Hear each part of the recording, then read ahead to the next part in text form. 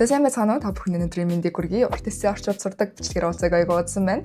Би миний хичээлийн амралт эхэлчихсэн байгаа учраас би та бүхэндээ энэ бичлэгийг цуврал байдлаар нэг эссеийг зөвхөлбөрөөр нь орчуулад хэд хуваагаад оруулъя гэж бодсон юм. Тэгээд академик эссе уншиж орчуул сурна гэдэг маань биднэрт ямар ач холбогдолтой вэ гэхээр жишээлбэл бид нар өдөр тутмын англи хэлний яриаг болол киноноос ч юм уу, бичлэгнээс ч юм уу, дуунаас ч юм уу ингээс орчдөг шүү дээ, тийм. Яг өөрсдөө ажил дээр гараад ирэхээр яг академик англи хэл хэрэгтэй болоод ирэхээр бид нарт айгүй хэцүү болоод ирдэг. Ягаад гэх юм бол академик англи хэл болон өдөр тутмын бидний хэрэглэдэг англи хэл бол жоохон өөр байгаад байдаг шүү дээ. За жишээлбэл одоо гадагшаага сургууль явах гэж байгаа ч юм уу, эсвэл ажил дээр англи хэл хэрэг болох ч юм уу, ийм тохиолдлууд бол бид нарт академик англи хэлний үг дүрмүүд бол маш чухал байдаг. Дээрээс нь хэрвээ та бүхэн дундаас IELTS-ийн шалгалт өгч байгаа хүмүүс байх юм бол IELTS-ад орж ирдэг үгнүүдийг дээрээс нь өөрсдөө academic writing бичиж сурна. Одоо энэ дүрмүүдийг ойлгоно гэдэг бол маш ач холбогдолтой зүйл болов уу гэж бодож байна.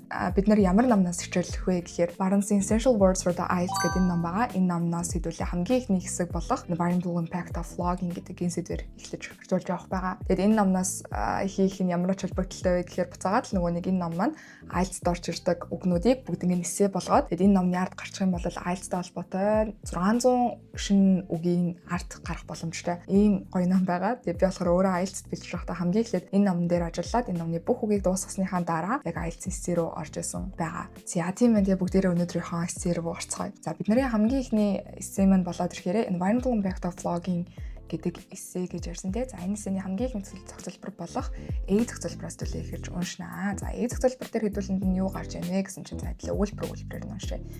From shipping crates to paper bags, the logging industry supplies the raw materials for array of products гэж хэлж байна.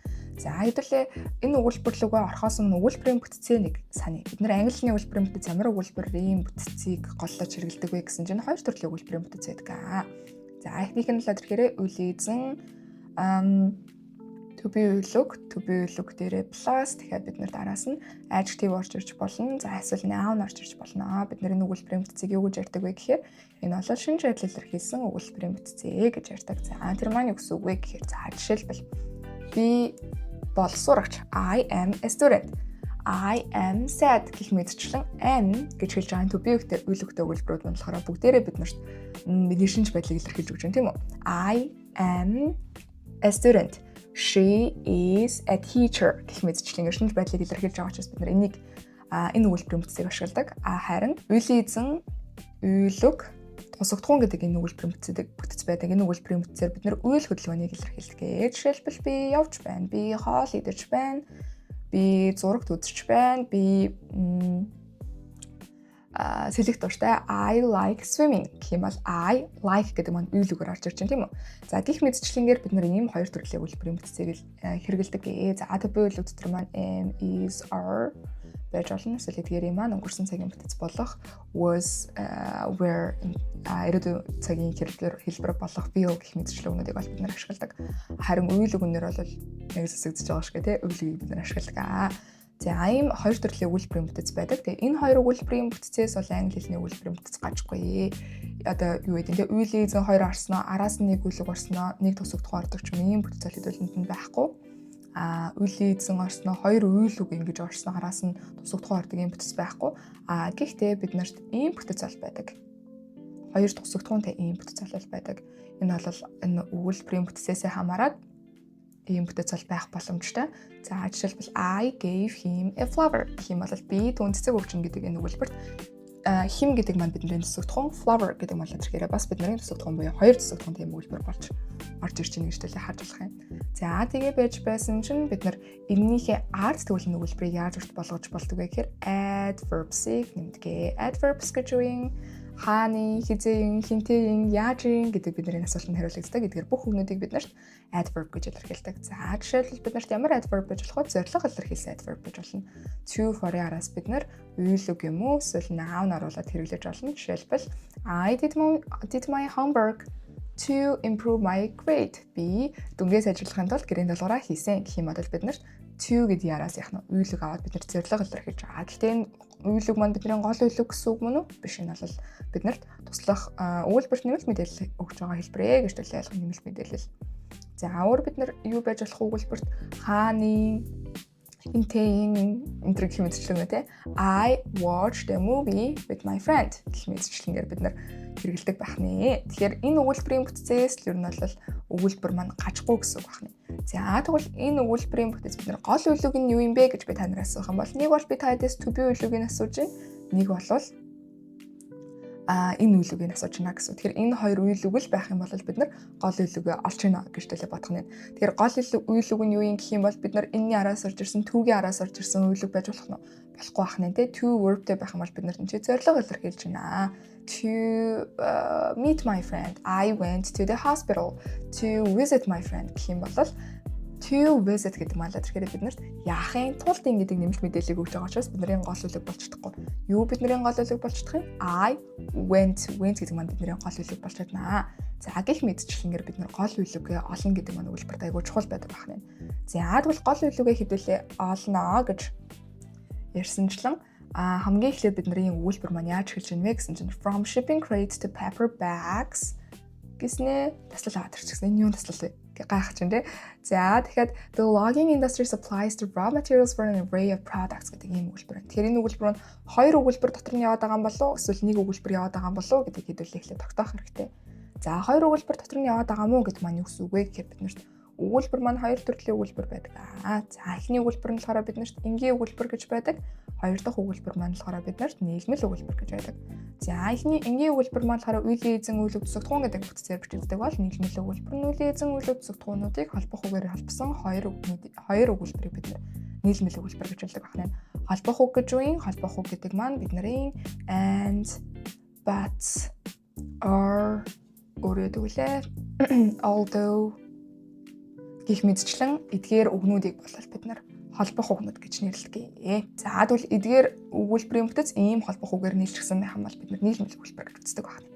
За тэгсэн чинь бид нар нийлмэл өгүүлбэр юм уу гэсэн чинь бид нарт холбох үг байна уу гэдэг энэ хоёр талаар хайлаа. Энд чинь холбох үг байхгүй, энэ чинь холбох үг байхгүй. Тэгэхээр нийлмэл өгүүлбэр биш ахна. Тэгвэл энэ юунд тасал юм бэ гэсэн чинь энэ бол бидний өгүүлбэрт нэмэлт мэдээлэл өгж байгаа юм хэсэг байгаа байх нэ. За яаж болдог вэ гэхээр англи хэлний өгүүлбэрийн эхний юм уу эсвэл төгсгөл бид нар preposition-аар эхлүүлээ. Preposition гэж юу юм? From, in, on, at, from, to гэх мэтчлэгээр өнөөдөр бид нэр preposition гэж ярьдаг. Хэрвээ тасаллын өмнөх хэсэг preposition-аар эхэлчихсэн байх юм бол энэ бүх хэсэг тэр чигээрээ биднэрт нэмэлт мэдээлэл гэж үзэгдэж байгаа учраас гол өгүүлбэрийн бүтцэд орохгүй. За энэ маань юу гэсэн үг вэ гэхээр өгүүлбэр маань эндээс эхэлж байгаа гэсэн. The logging industry гэдгээс бидний өгүүлбэр эхэлж байгаа буюу бидний үеийн эзэн аль юм гэсэн чинь the logging industry гэдэг маань бидний үеийн эзэн болж таарах нь. За logging industry гэдэг нь бидний үеийн эзэн болж таарах нь. Гол үйлүүг маань юу юм гэсэн чинь supplies гэдэг маань бидний гол үйлүүг байх нэ. За юу supply хийдгийг the raw materials for and raw materials гэнэ. За raw materials гэдэг нь түүхий эдийг ямартай supply хийдэг байх нь. Юунд зориулж гэсэн чинь за хэдэл ярьсан те to болон for-ийн араас бол бид нэр зорилго илэрхийлсэн өгнөд орж ирдэг гэж. За юунд зориулсан гэсэн чинь for an array of products гэдэг. Энд зориулж энэ үеийн эзэн энэ үйлдэлийг гэдэг юм а гэдэг энэ гол өгүүлбэрийн бүтцийг бид нар бариад авлаа. За тэгвэл таад маань хэрэг анзаарах юм бол энэ дотор таадын мэдгүй үгнүүд бол байж магадгүй бах. Тэгэхээр хэдүүлээ мэдгүй үгнүүдээ олё. Ямар ч тач үеийн эзэн гэдэг маань the logging industry man, supplies гэдэг маань гол үйлүүг юм байна. The raw material гэдэг маань бидний төсөгтгөө юм байна. Үеийн эзэн үйл төсөгтгөөний алчхаа нь бол тэгэл болоо. Тэгэх юм бол бид нэг учрын болчих тийм. Хин юуг яасан бэ гэдэг л зүйлийг бол бид нар гаргаж ирэх гээд байгаа ч тийм. За тэгвэл бид нар шинэ өгнүүдийг харъя. Shipping crates гэдэг маань л тэрхээрээ бид нарт тээвэрлэлтийн модон хайрцагнуудыг shipping crates гэж ярьдаг байх нэ. Shipping crates to paper bags, paper bag гэдэг маань юу юм? Цаасан уутнуудыг хэлж байгаа юм. За logging industry гэдэг үг байгаа. За logging industry гэдэг маань болохоор бид нарт мод бэлтгэлийн салбарыг хэлж байгаа юм. Logging гэдэг маань өөрөө мод бэлтгэлийг хэлдэг болол industry гэдэг маань болохоор салбарыг хэлдэг байна. Тэгэхээр logging мод бэлтгэлийн industry салбар байна. За supply гэдэг маань хангах гэсэн үг байх нэ. Supply хангадаг юуг хангадаг юм? Raw materials буюу түүхийн эдүүдийг хангадаг байх нэ. За тэгвэл logging industry буюу мод бэлтгэлийн салбар нь түүхийн эд материалаар хангадаг гэдэг гол ийм үйлбэр хэдүүлэнд нь гарч ирэх хэрэгтэй байна. Үеийн эзэн орчууллаа, төсөвтгөн орчууллаа, хамгийн сүүлд нь гол нөлөөг орчуулна. Өгүүлбэрийн бүтцэд бол хамгийн сүүлд гол нөлөөг орчуулагддаг шүү. За тэгвэл уртлынхаа хэсгийг хэлээ. From shipping crates to paper bags гэх юм бол тээвэрлэлтийн модон хайрцагаас эхлээд хүртэл юу хүртлийн paper bags цаасан ууд хүртэл мод бэлтгэлийн салбар нь түүхийн эд материалаар хангадаг. За юунд түүхийн эд материал хангаад байгаа юм бэ гэсэн чинь for an array of products буюу array of гэдэг маань болохоор төрөл бүрийн гэсэн утгыг илэрхийлдэг. За тэгвэл төрөл бүрийн бүтээгдэхүүнүүдэд түүхийн эд материал хангадаг гэдэг ийм үйлдвэрлэлд нь гарч ирж байгаа байна. За array of гэдэг маань юм хиллэг байдаг шүү. За array гэдэг маань дангаараа massive гэж ярьдаг. Жагсаалтыг хэдүүлэнд нь array гэж ярьдаг. Ерөнхийдөө IT орсордог хүмүүсээ айгүйх сонсч байсан байх. Array гэх юм бол бид нар юм жагсаалтыг одоо тоонуудын жагсаалт гэж болно. Өөр хавцлуудын жагсаалт гэж болно. Жагсаалтуудыг бид нар array гэж ярьдаг. За array of гэдэг маань юм хамтдаа хиллэг байдаг. Тэгэхээр янз бүрийн төрөл зүйлсүүдийн жагсаалт буюу төрөл бүрийн гэсэн утгыг бид нарт илэрхийлж байгаа юм. Тэгэхээр array of products гэх юм бол төрөл бүрийн бүтээгдэхүүнүүд гэсэн тийм утгыг бид илэрхийлж байгаа байх нэ. За үргэлжлүүлээд however гэсэн хэдий ч маань бид нар холбох үг гэж бодож болох ч гэсэн энэ чи холбох үгний маань артал дэвтлэл ороод ирчих юм бол энэ бол холбох үг маань өмнөх агуулгатай утга холбож байгаа буюу энэ өгүүлбэр дотор хоёр өгүүлбэр байгаа биш өмнөх агуулгатай шүү залгаад гэсэн хэдий ч гэдэг тийм мэдрэмжийг хэдүүлэнд нөгж байгаа гэсэн үг. За таад энийг жоохон ойлгохгүйж магадгүй хэлээ дараагийнхаа бичлэгүүдээр илүү ойлгомжтой болох болов гэж найдаж байна.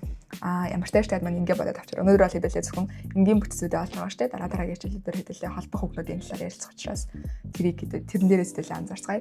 За тэгээд яасан бэ гэсэн чинь this is not without untold harm to the environment гэж байна. За this is not энэ биш ээ without гүйгээр биш ээ юугүйгээр биш вэ гэсэн чинь untold harm to the environment за байгаль орчинд хор хөнөөл учруулахгүйгээр байхгүй.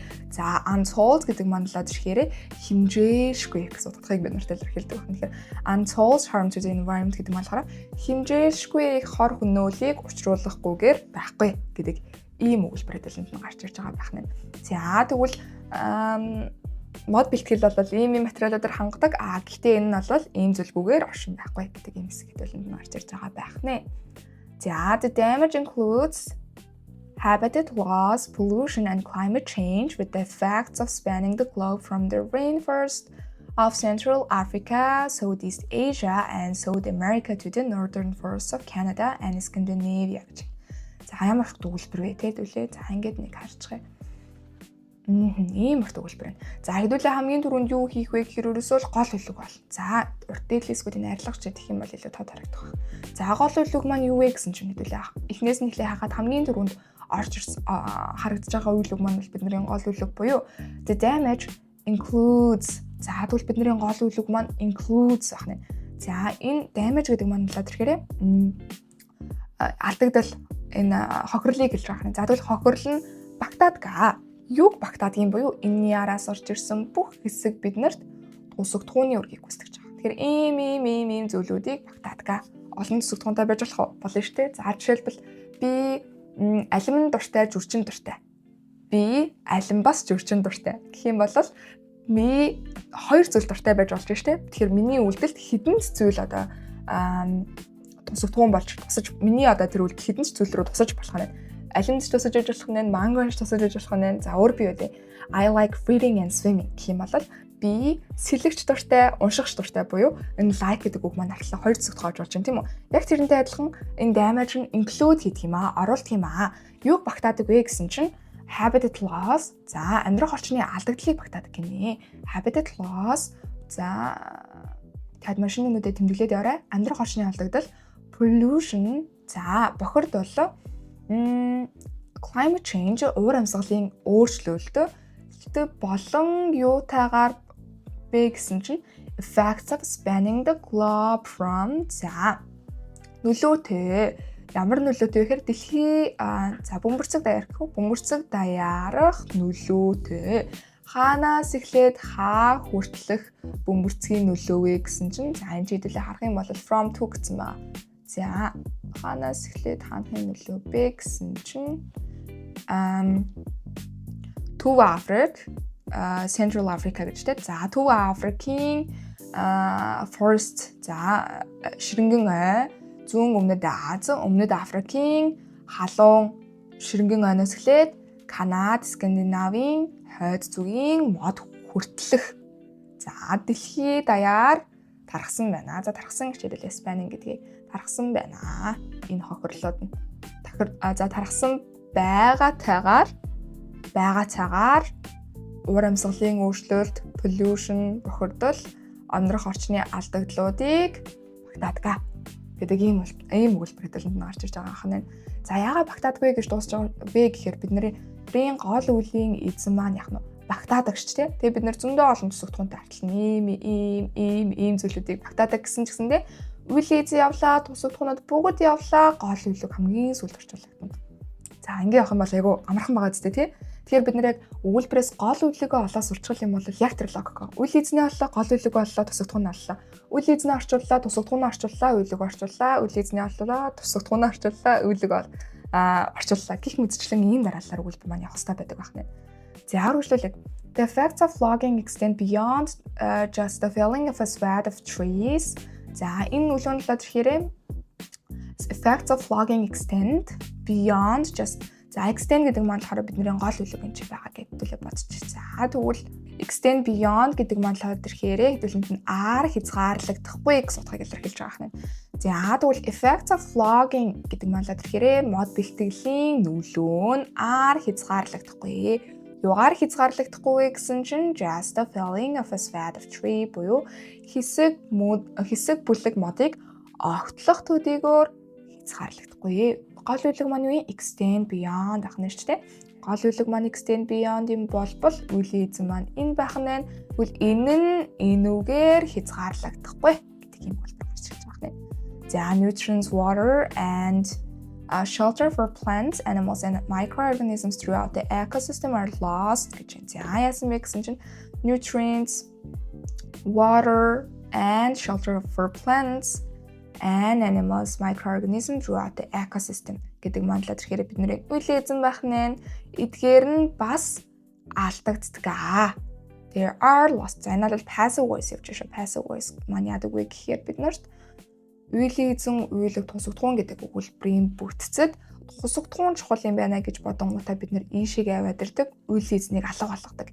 Тэгэхээр бидний өгүүлбэрийн бүтц яаж бий болдог вэ гэхээр тусагтхуун явлаа, үйлэг явлаа гэдэг энэ бүтцийг бол бид нэр passive voice гэж ярьдаг шүү. Passive voice. Тэгэхээр бид нэр яаж энийг мэддэг вэ гэхээр за хэд хэд юмнууд байдаг. За таад бол одоохондоо нэг passive voice юм байна гэж харж хараад хэлээ дараагийнхаа онцлог дээр ярьсан. За passive voice байна. За тэгэхээр энэ нь тэгэгддгээ буюу урталт нь орж ирж байгаа бүх зүйлсүүд алдагддаг гэдэг тийм өгүүлбэрийн бүтцэд нь орж ирж байгаа юм. Бид нэр яагаад passive voice-ийг хэрэглэдэг вэ гэхээр түрүүн ярьсанчлан тусагтхуун чухал байх үед бид нэр passive voice-ийг хэрэглэдэг. За жишээлбэл бид нэр гадуур явж байснаа хүүх барилгачд ямар гоё барилга бариа бэ гэж ярьдаггүй шүү дээ. Юу гэж ярьдаг вэ гэхээр барилга баригдчихсан байна гэж ярьдаг. Яагаад вэ гэхээр үйл эзэн тодорхой байна шүү дээ. Тэгэхээр үйлийн эзэн тодорхой байх үед эсвэл үйлийн эзэн чухал биш байх үед бид нэр passive voice-ийг хэрэглэдэг. Тусагтхууныг илүү тоцдохын тулд за тийм учраас бид нэр энэ нь алдагддаг гэдэг ийм өгүүлбэр гарч ирж байгаа юм. За many life forms both terrestrial and aquatic are becoming endangered as forests vanish гэж байна. За as гэдэг нь холбоохыг олж ихээр хоёр өгүүлбэр гэсэн үг. За ийг дагаад юуг дагаад вэ гэсэн чинь forest vanish буюу алдагдахыг дагаад маш олон амьдралын формууд хэлбэрүүд алдагддаг. За both terrestrial and aquatic гэж. Terrestrial гэдэг нь болохоор газрын гэсэн үг, aquatic гэх юм бол усны гэсэн үг. Тэгвэл маш олон амьдралын хэлбэрүүд болох газрын болон усных нь endangered, becoming endangered болж хувирдаг. Юу болж хувирдаг вэ гэхээр аюулд орсон болж хувирдаг. Юуг дагаад вэ гэсэн чинь forest vanish буюу устгахыг дагаад гэж байгаа. Ийм өгүүлбэр хэдүүлэнд нь гарч ирж байгаа байх нэ. За сүүлийн өгүүлбэр дээр хэдүүлэнд ялангуяа сүүлийн хэсэг дээр хэдүүлэнд нь жоохон хэцүү төр өгнүүд гарч ирсэн ч гэсэн дараагийн онцлог дээр бас ойлгомжтой болох болов уу гэж найдаж байна. Тийм бол нэг дээр айгүй олон дүрм ярьж байгаа юм бол хадиж жоохон ойлгочих болов уу гэж бодож байгаа учраас эхний хэсгийн энгийн өгүүлбэрийн бүтцтэй дүрмүүдээ сайхан харж байгаа. Сүүлийн хэсгийн хийүүдийг нь болохоор энэ байдаг юм байна да. Гэшин нөгнүүдийг нь цэжлээ авчихвал болно шүү. За тэгэхээр хэдүүлээ уншлагынхаа төгсгөлд хамтдаа шинэ нүгнүүдийг баттгаж харъя. За ямар шинэ нүгнүүд хэдүүлэнд нь гарч ирсэн бэ гэсэн чинь за shipping rates гэдэг маань бид нарт тээвэрлэлт ийм модон хайрцгийг хэлдэг. За paperback гэх юм бол цаасан уугт, logging industry гэх юм бол мод бэлтгэлийн салбарыг хэлдэг тийм. Industry гэх юм бол дандаа салбар гэсэн утгыг илэрхийлдэг. Finance industry, logging industry гэх мэтчлэнгээр art гэх мэтчлэнгээр бид ямар салбарын талаар ярих гэсэн юм бол энэ industry гэдэг үгийг ашигладаг байна. За raw material гэх юм бол түүхий эдийг хэлдэг байна. Array of гэх юм бол төрөл бүрийн за гэсэн утгыг илэрхийлж байгаа байна. Заавар untold гэх юм бол хэмжээлшгүй, harm гэх юм бол хор хөнөөл, environment байгаль орчин, damage, хохирол, include багтаадаг, habitat loss, уур амьсгалын алдагдал, pollution, бохирдол, climate change, уур амьсгалын өөрчлөлт, effect, нөлөө, spanning, тархах, globe, бөмбөрцөг. За rainforest, ширэнгэн за өөр юу байна? Effect нөлөө, logging, extend, beyond, as, илүү, felling гэхээр тайрах гэсэн, spread of tree, хэсэг бүлэг мод, за nutrients, шимтгийл, за shelter гэх юм бол хорогдох байр, microorganisms, бичил биетнүүд, ecosystem, за маш олон амьдралын төрлүүд, terrestrial forms гэх юм бол төрөл terrestrial газрын aquatic усны, endangered аюулд орох, vanish алга болох. За гих мэдчлэн эдгээр үнүүдийг бол хэдүүлээ сурч авч болох нэ. За dot-list-ийг би тайлбар арай бага орчуулга өгчихсөн байна. За яг хэдүүлээ эхний скуудыг л баг энэгээр ойлгочихъя гэж миний бодлоор.